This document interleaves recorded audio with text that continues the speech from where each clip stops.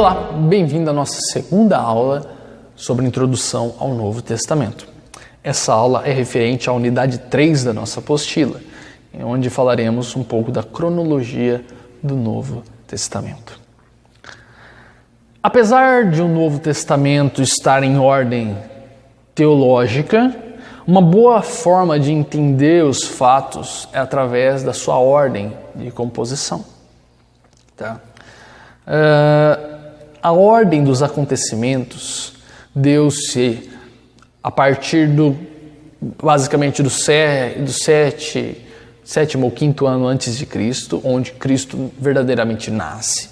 Há um erro de cálculo para a divisão entre antes e depois de Cristo. Na verdade, Cristo nasce antes de Cristo, tá? Nasce no ano quinto, no ano sexto antes de Cristo. Há a sua vida, a sua morte e ressurreição. E esses fatos são retratados nos 4 evangelhos. Logo após a sua ressurreição e ascensão, basicamente no ano 29, há o início da igreja em Pentecostes, tá?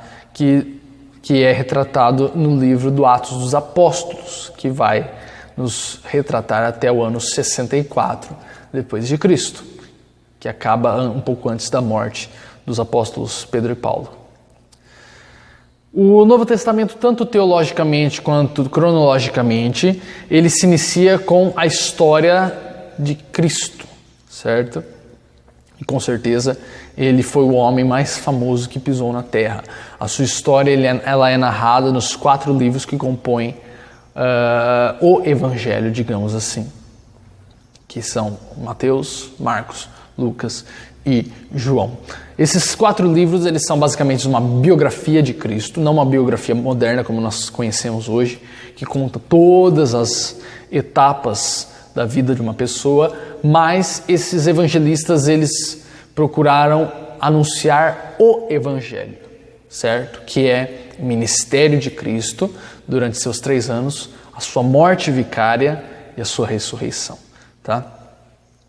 Por isso que nós vemos que inicia-se com o seu nascimento, há alguns relatos a respeito da sua infância, porém, do que ele fez dos 12 anos aos 30 não há nada, há um silêncio profundo, porque provavelmente ele permaneceu trabalhando durante esse tempo com o seu pai adotivo, José, na carpintaria, então os evangelistas não viram a necessidade, a importância de se retratar a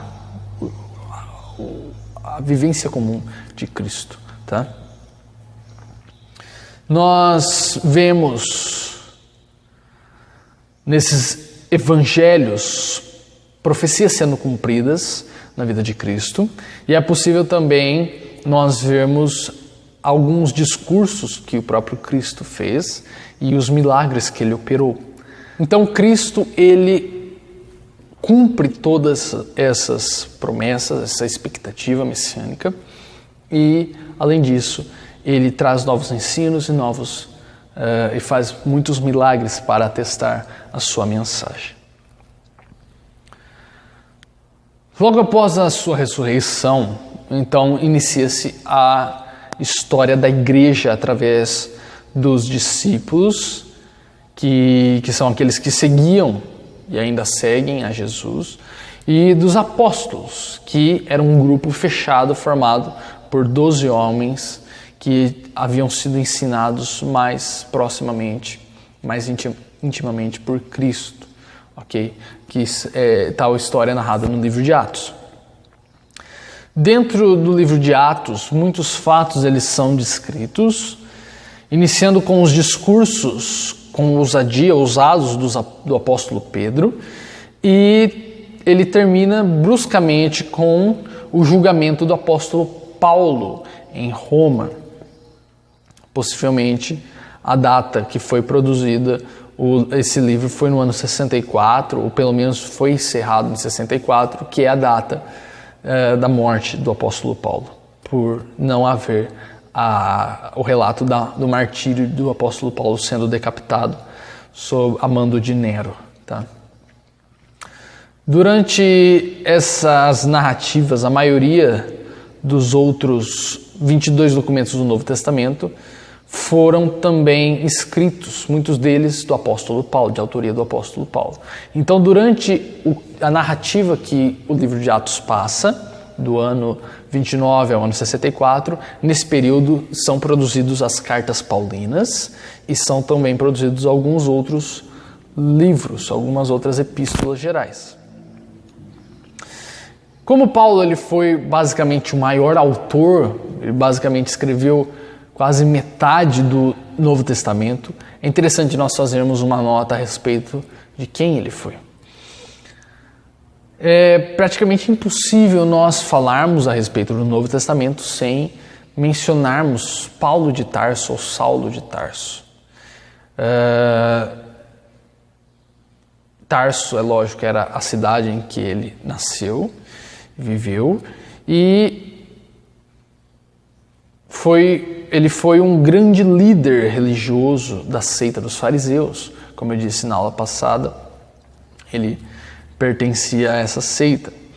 Ele era conhecido por ser muito rígido e impiedoso, e ele chegou até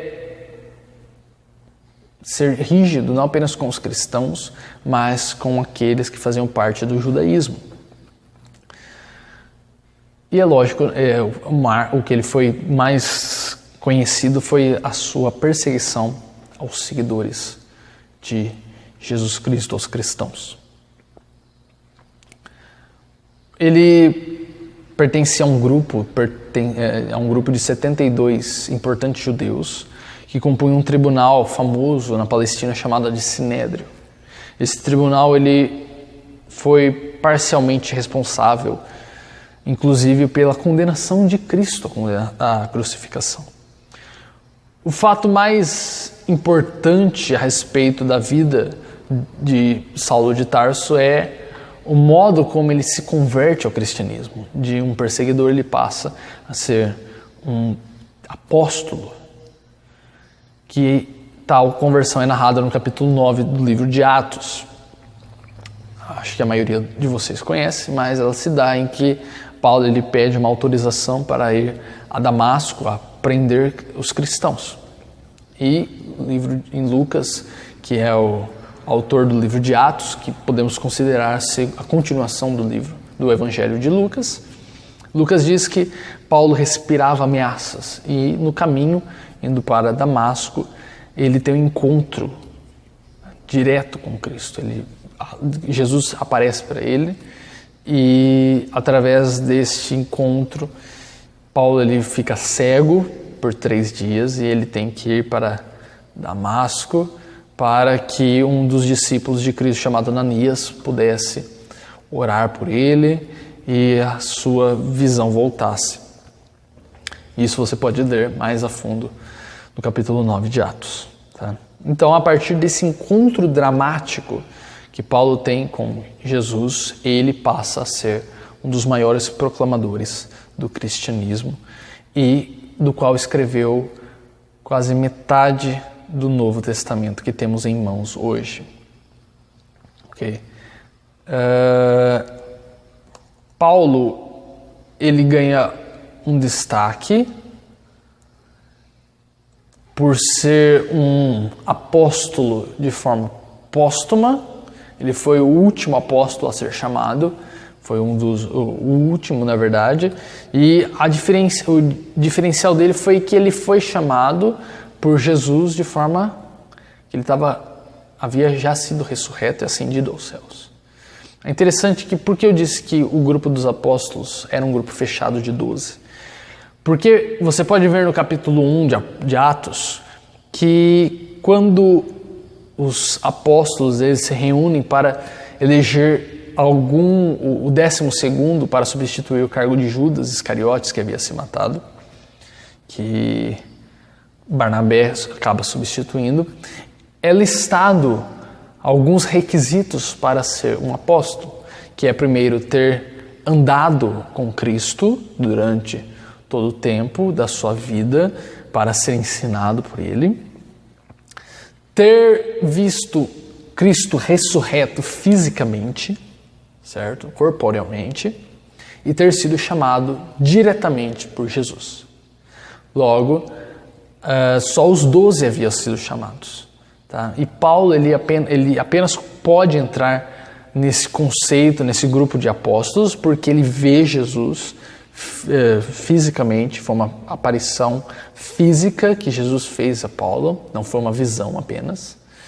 E Jesus chama ele, convoca ele, comissiona ele pessoalmente para ele ser um apóstolo. Tá? Por isso que hoje os apóstolos que são ditos apóstolos, eles não são, na verdade, autênticos, porque eles não tiveram um encontro direto com Cristo, eles não viram Cristo pessoalmente, carnalmente, e eles não foram comissionados por Cristo. Tá? É lógico que há outra classe de apóstolos que o Novo Testamento retrata, que são apóstolos no sentido de implantadores de igreja. Não que eles tenham tido a mesma autoridade que os 12. Tá? Eles foram implantadores de igreja, que é o que nós chamamos de hoje de missionários. Nós fazemos essa distinção para que não haja confusão de termos. Tá? Uma curiosidade que nós vemos no livro de Atos é que no início do livro, antes da conversão, Paulo é chamado pelo seu nome hebraico Saulo. Alguns entendem erroneamente que Jesus mudou o nome de Paulo, de Saulo para Paulo. Porém, Saulo ele adota o seu nome grego Paulo apenas para demonstrar o seu ministério em meio aos gentios. É interessante que o nome Saulo nada mais é do que o nome Saul hebraico, que nós fizemos uma tradução para Saulo, mas não há mudança de Saulo para Paulo, de nome. Jesus não muda o nome dele. Tá? É apenas uma versão de Saulo grega, tá? Para que ele possa lidar melhor com os gregos. Tá? Continuando a cronologia, nós temos então, como eu disse, durante o tempo de 29 ao 64, a composição das cartas de Tiago, 1ª e 2ª Tessalonicenses, 1ª e 2ª Coríntios, Gálatas, Romanos, Filemão, Filipenses, Efésios e Colossenses. Tá? Essas cartas foram escritas paralelamente enquanto o livro de Atos estava sendo composto. É possível, através de uma leitura atenta do livro de Atos, nós acompanharmos todo o ministério público de Paulo e até mesmo partes do ministério de outros apóstolos, como o apóstolo Pedro.